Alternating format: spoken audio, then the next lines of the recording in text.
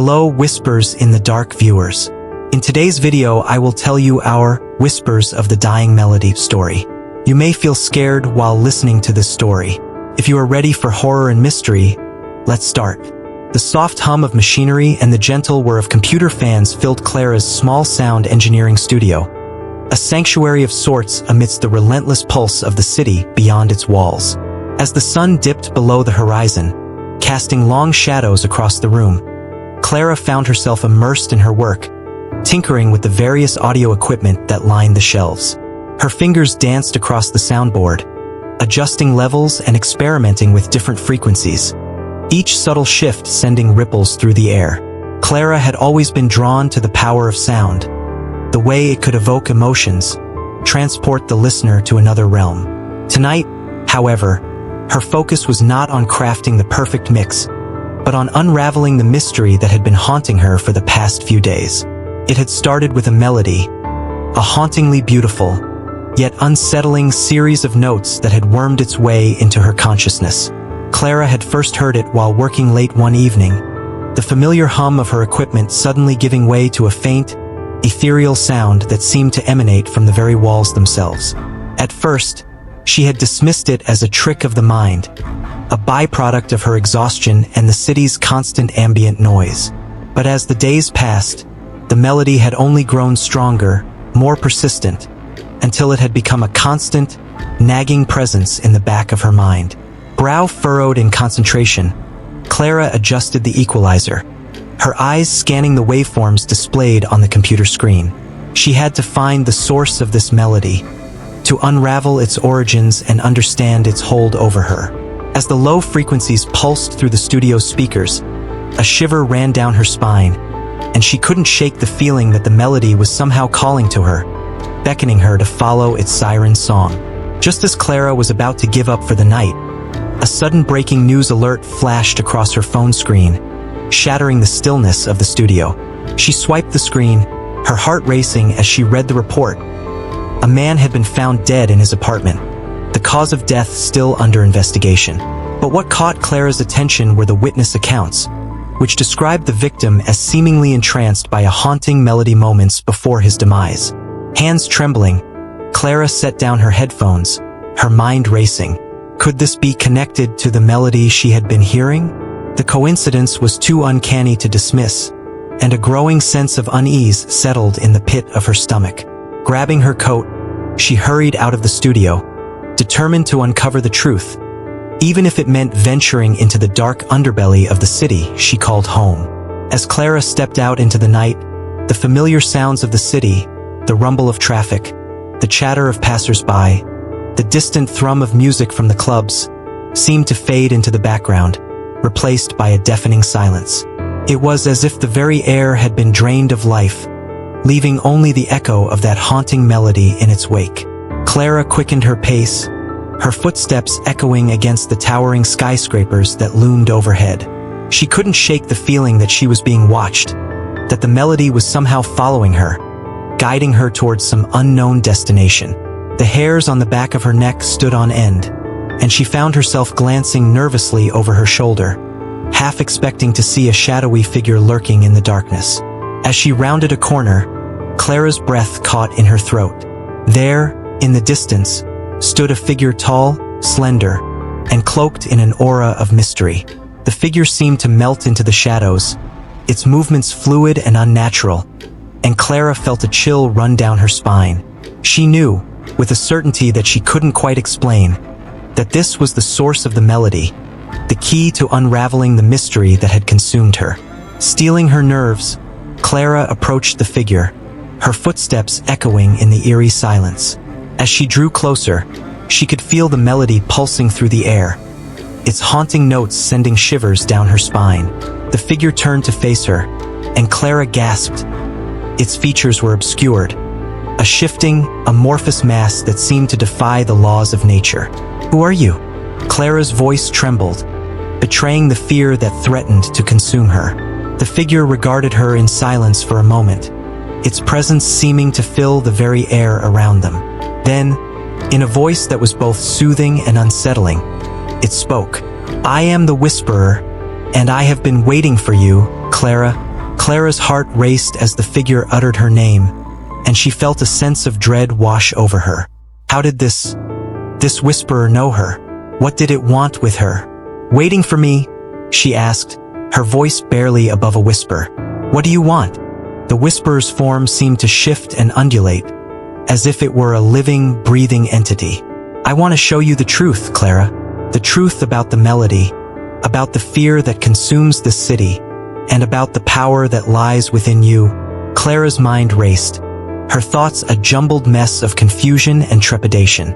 She had come here seeking answers, but now, faced with this enigmatic figure, she was more uncertain than ever. What did the whisperer mean? What truth was it referring to? Before Clara could formulate a response, the whisperer raised a hand, its fingers long and spindly. "But first you must listen. Listen to the melody, and let it guide you." As the whisperer spoke, the haunting notes of the melody began to swell, filling the air around them. Clara felt her heart pounding in her chest, the sound echoing in her ears, and she found herself unable to resist its pull. The melody seemed to burrow into her mind, whispering secrets, awakening something deep within her that she had long forgotten. Transfixed, Clara took a step forward, her eyes locked on the whisperer's shifting form. She knew she should turn and run, that the prudent thing would be to flee from this unsettling figure and the melody that had ensnared her. But something compelled her to stay, to listen, to follow the siren song that had taken hold of her. As the melody reached a crescendo, Clara felt a sudden sense of clarity wash over her. In that moment, she knew that her life would never be the same, that the path she had chosen would lead her down a rabbit hole of mystery, fear, and self-discovery. And with a deep breath, she steeled her resolve, determined to uncover the truth that the whisperer had promised, no matter the cost.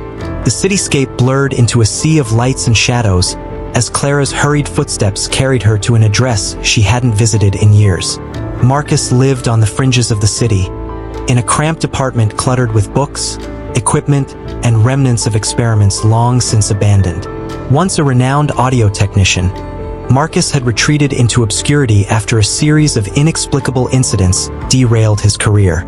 He was the only person Clara trusted to understand what she was experiencing, or to believe her.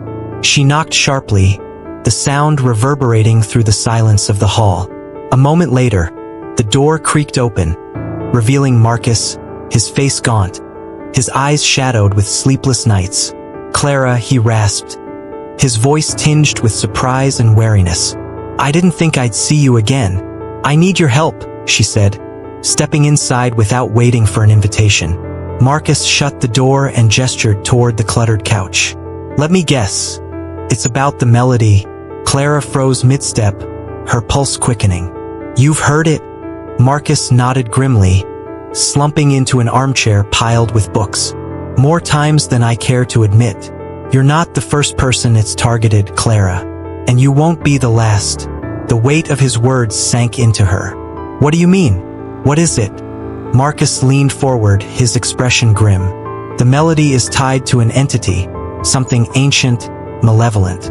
Some call it the Whisperer. It doesn't just haunt your ears. It burrows into your mind, into your soul. It feeds on fear, obsession, and despair. I've been tracking its influence for years, studying patterns, victims. Clara, the melody isn't random. It chooses people for a reason." Clara swallowed hard, her hands clenching into fists. "Why me?"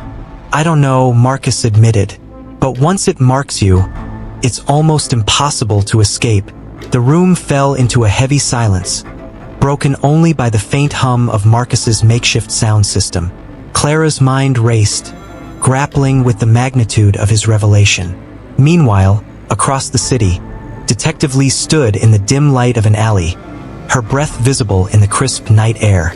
The body of another victim lay sprawled at her feet, his eyes wide open, his expression frozen in terror.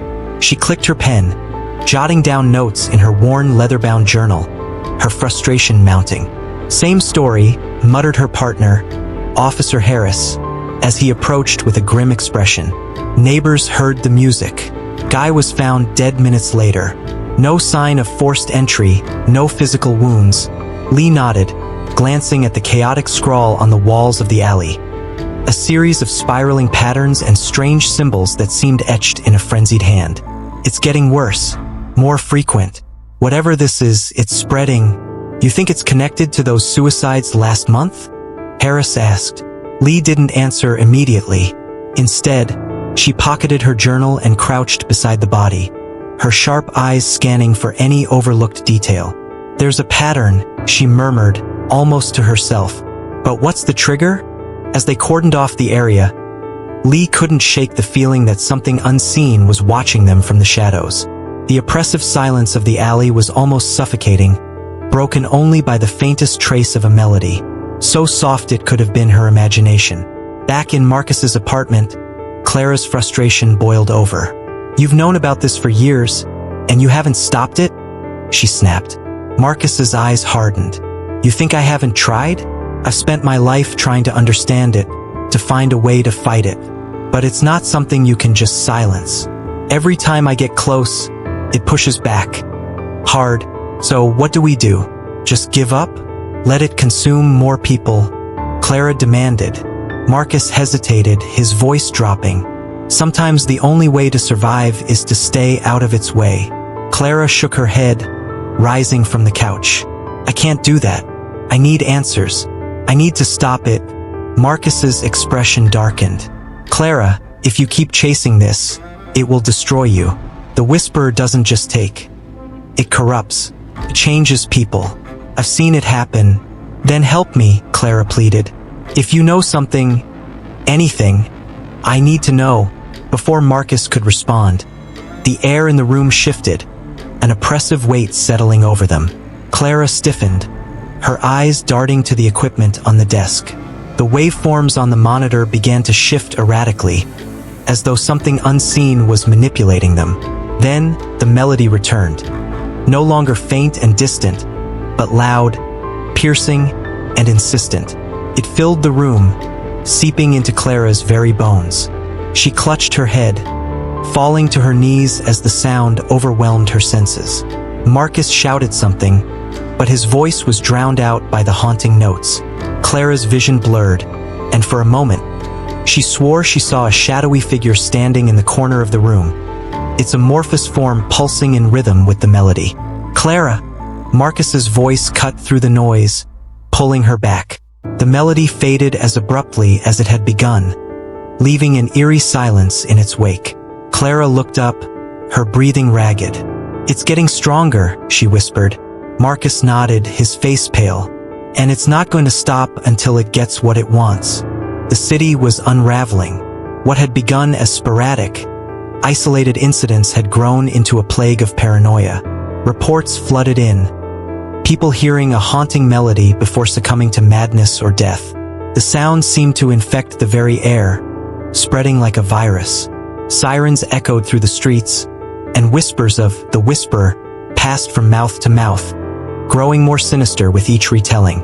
Clara sat alone in her studio, her headphones clamped tightly over her ears. She wasn't working, not anymore. The melody had consumed her thoughts, a relentless presence that pushed everything else aside. She scrawled notes in her journal, diagrams and waveforms that made less sense the longer she stared at them. In the corner of the room, her phone buzzed with a new voicemail, but Clara ignored it. She didn't have time for the outside world. There was only the melody, its intricate layers unraveling in her mind like a labyrinth with no exit. Across town, Detective Lee's frustration boiled over as he slammed his fist against the precinct desk. We've got nothing, he growled.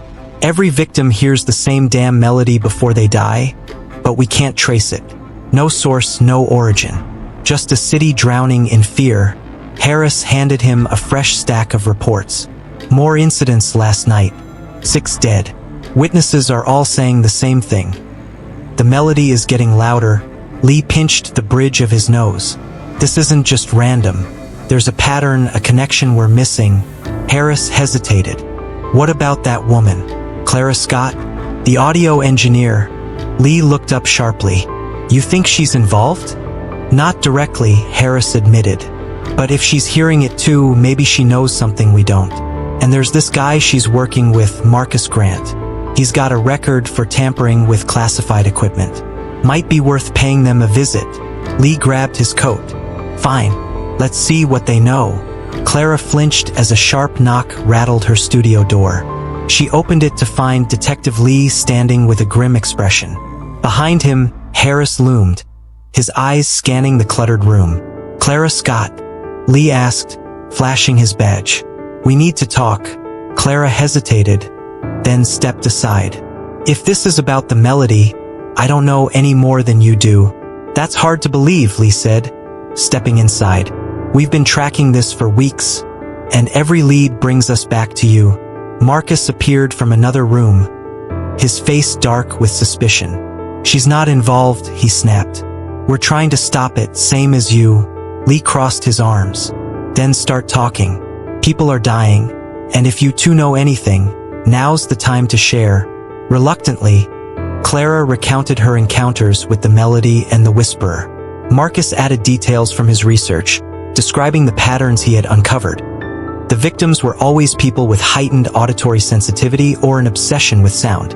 The melody, Marcus speculated, was a parasite, latching onto its victims and feeding on their fear. "But why now?" Lee pressed. "Why here? What changed?" Clara hesitated, glancing at Marcus, who avoided her gaze.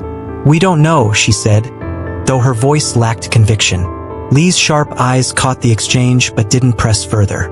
"If you come across anything at all, you call me," he said, handing Clara his card. "This city's on the edge, and we're running out of time." That night, Clara fell into a restless sleep, the melody lulling her into darkness. Her dreams were vivid and oppressive, filled with shadowy corridors and flickering lights. At the end of one hallway stood the whisperer, its form shifting and pulsating like smoke caught in an unseen wind. "Clara," it crooned, its voice a blend of silk and static. "Why do you resist? You know the melody's truth. You felt its power. What do you want from me?" Clara demanded, her voice trembling. The whisperer chuckled, a sound that resonated in her bones.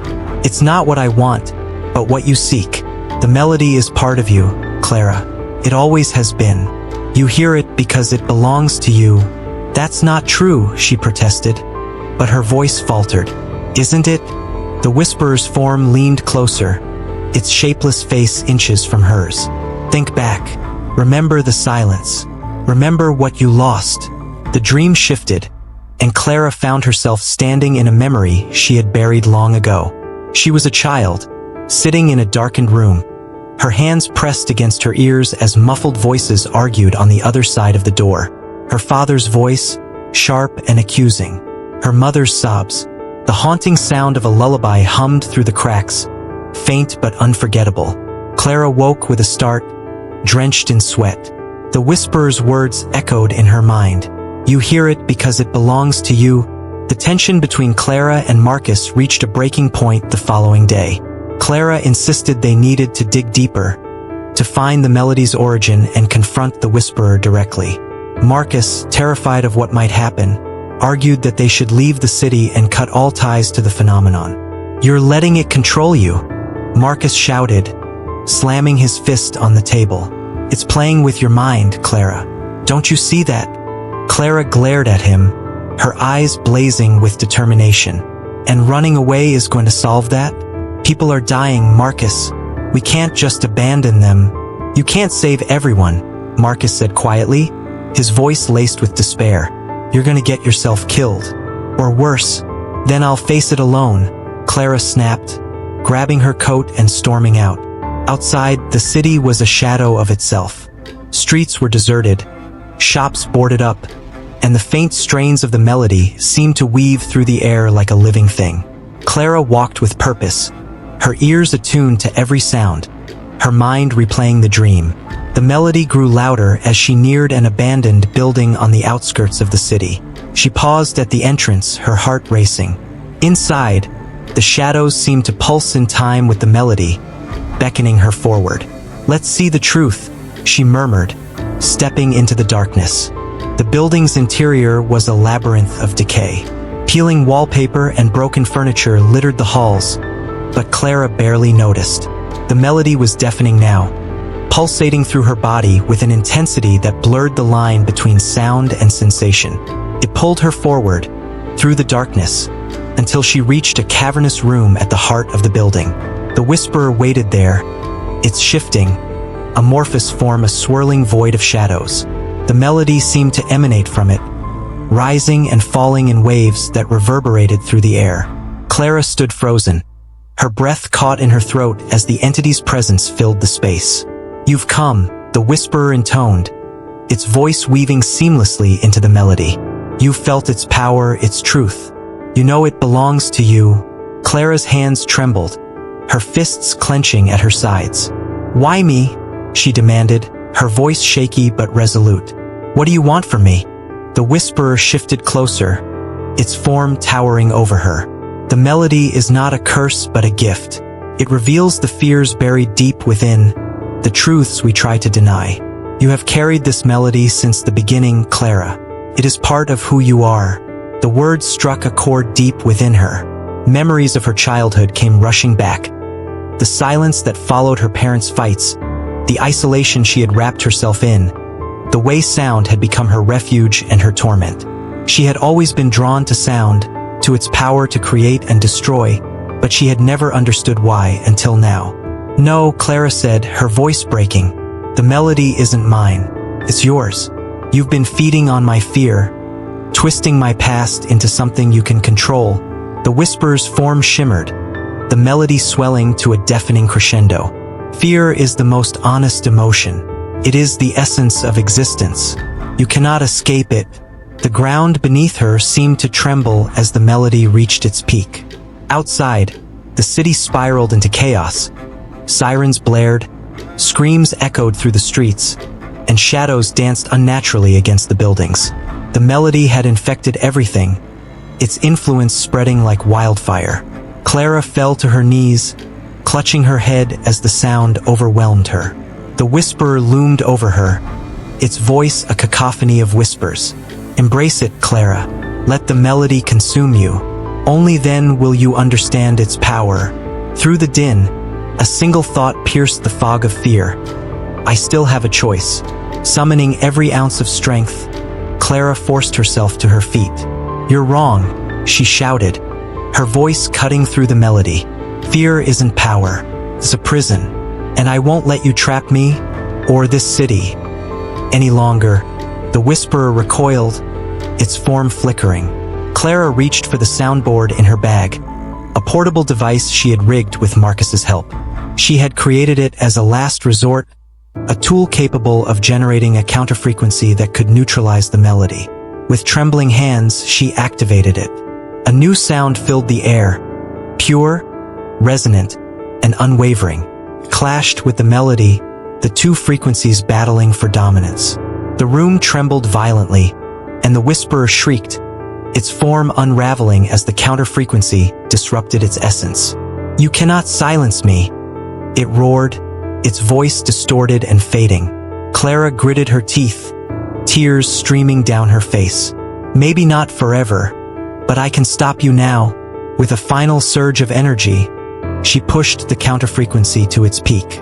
The melody shattered like glass, the shards of sound dissolving into nothingness. The whisperer let out a final, ear-splitting wail before disintegrating into shadow, leaving the room in deafening silence. When Clara emerged from the building, the city was eerily still. The oppressive weight that had hung over the streets was gone, replaced by an uneasy calm. Emergency vehicles lined the roads, their lights casting flickering patterns across the buildings.